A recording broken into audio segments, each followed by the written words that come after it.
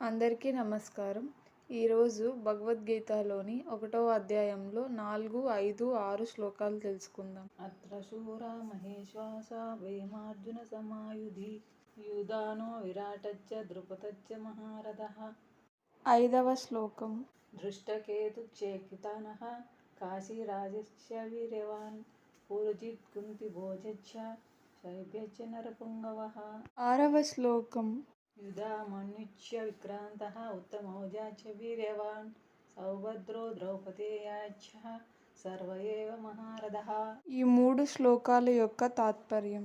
యుద్ధమున భీమార్జునులకు సమానులను గొప్ప విలుకాండ్రును శూరులునునై ఈ పాండవ సేన యందు విరాట్ రాజును మహారథుడగు ద్రుపదుడును శిశుపాల పుత్రుడగు దృష్టకేతువును యాదవ వీరుడగు చేకితానుడును బలశాలియగు కాశీరాజును పురుజిత్తువును కుంతిభోజుడును నరశ్రేష్ఠుడగు శైబ్యుడును పాంచాల వీరుడగు యుధామన్యుడును మహాసూరుడగు ఉత్తమౌజుడును అభిమన్యుడును ద్రౌపది కొడుకులకు ఉపపాండవులను ఉన్నారు. వీరందరూ ఒంటరిగా 10,000 మందితో పోరాడగల మహారథులు. ఇక్కడితో భగవద్గీతలోని 1వ అధ్యాయంలో 4, 5, 6 శ్లోకాలు వాటి తాత్పర్యాలు ముగిశాయి. ధన్యవాదములు.